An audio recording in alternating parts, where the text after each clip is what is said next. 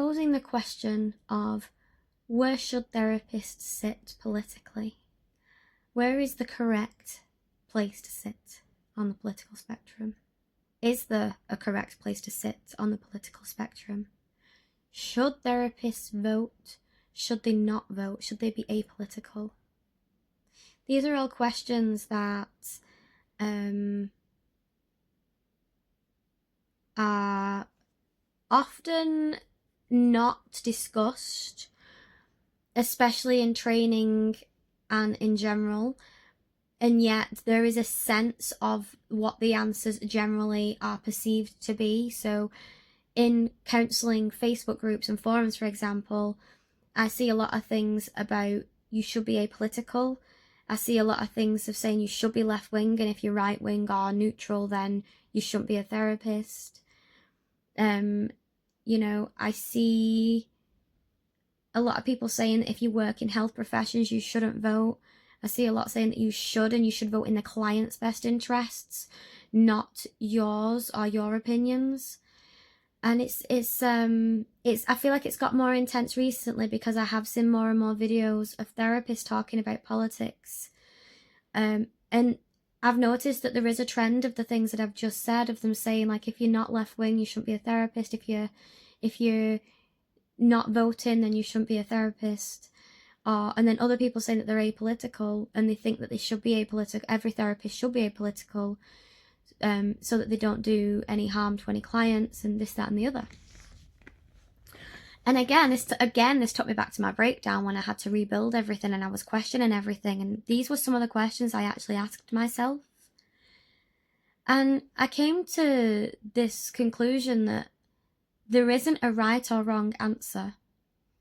And I don't think we should be putting any specific doctrine on therapists or healthcare workers, because when does it end? If we choose that we shouldn't vote and be apolitical, how many professions does that then have to affect? And then how much of the voting demographics then don't vote? And we already have a hard time getting everybody to vote, you know, not everybody wants to vote. So, you know, and then it begs the question of, are those people now losing their rights to be able to provide a very essential role? And then if they are, would those people still want to do those roles? Because then they're now feeling like they can't have their voice heard should they wish to vote.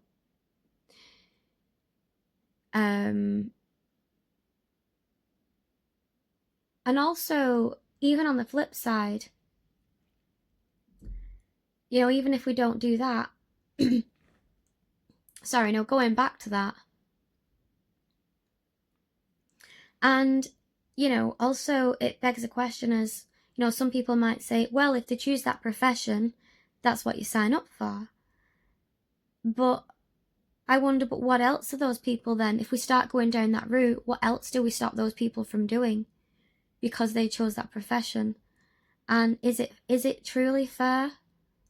Is it truly equality if that's the case? And then I go down this other route of, okay, well, if we all have to vote and we all have to vote left wing, then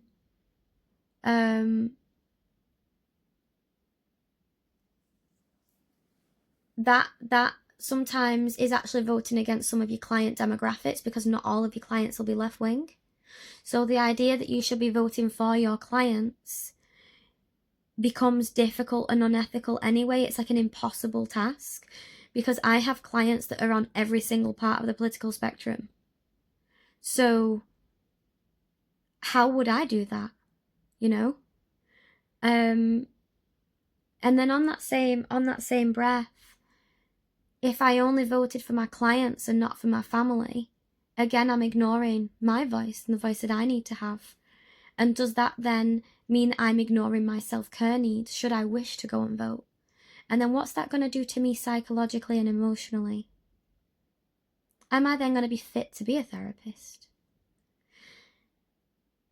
When I had my breakdown, beforehand, I wanted to be a therapist to help people, and I was willing to do that at expense of myself and my own needs. And it was very tied in with how I thought about myself as a person, the values I held, but I wasn't giving myself those same values. I wasn't treating myself with that same respect that I wanted to give to other people. And this is partly what contributed to the breakdown. And a lot of therapists do this. They say, I want to be a therapist, I want to help people, but they end up in poverty because they won't charge. But they're still in poverty, and then they get mental health problems, and then they can't show up for clients. So it becomes a cycle that is never ending, and it becomes unsafe for everybody involved. And so when I had my breakdown, I was pondering all of this, and I was like, okay, well, I want to be a therapist to help people, but I also want to help myself, and I also want to have the life that I feel like I deserve and want to have for myself and my family. And when it came to voting this last time, I almost didn't vote because, quite frankly, I don't like any of them because I'm very central. And I almost didn't vote as a result of that. The same question came up. I was like, well, should I just leave it up to the people, up to my clients? But then again, I was thinking, but what about my family? What about my family who I love and care about and their needs? And should I not be voting for my family? And this is the conclusion I came to, was that, you know what, I am a person, a human being first. I'm a therapist second. I choose to do it. I love it. I believe in integrity. I want to do the best I can at this job, and I want to be as ethical as possible. But sometimes we have to honor ourselves first, because we have to honor the human in us first. And I really truly believe that that is where the beauty happens in the therapy room, is sitting as a human with another human and having a human-to-human conversation to be able to process something that is deeply troubling and difficult to talk about. It might not be politics, it could be many different topics. But ultimately, that's the conclusion I came to, and gave myself that permission to be a citizen in the world, that my voice is just as important as my clients when we're out in the world, and somewhat when we're in the session, because I have a job to do. It's my job to help that person, so I have to make sure that I am offering what I need to say to that client so that they can get what they need from me in that instance. And so that leads us on to the next bit. Where should you be placing your vote as a therapist, or as a health professional, or in any other type of people-serving type role? Well, should is a doctrine. It's a rule. And, you know, political parties change. The manifestos change. Where they sit on the political spectrum also can change, depending on what's going on. And also, how do we determine what is right and just and what is not? Because at the minute, I feel like the tensions in society are showing us that we're having a very hard time with this at the minute. We find it very hard to listen to each other. We find it very hard to make space for people that are different at the same time whilst preaching tolerance. And we don't make space for people who we fundamentally disagree with to be present and for them to exist in the world. Even if they're not hurting anyone, we don't look at them as a human being and go, okay, why do you think that as a human being with an open mind and an open heart? We ask them that question, ready to disagree with them if they say the wrong buzzwords or the wrong things, because of our word association. And so I think we need to be very careful about this. And I think therapists need to be very careful about this as well. Because if we're the ones that are providing therapy and we can't hold that space, is that a problem? I feel it might be a problem.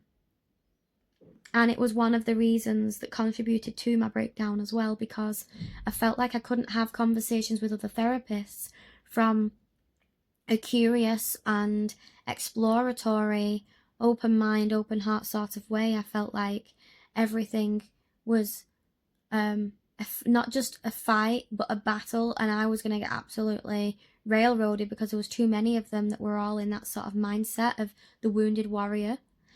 And I don't think it helps anything. So these are really interesting things to reflect on. I don't think there's any specifically correct answers, but I guess these are just some of my thoughts on it.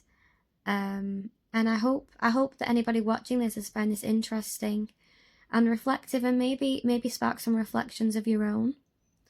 But yeah, thanks for watching, and I'll see you again soon.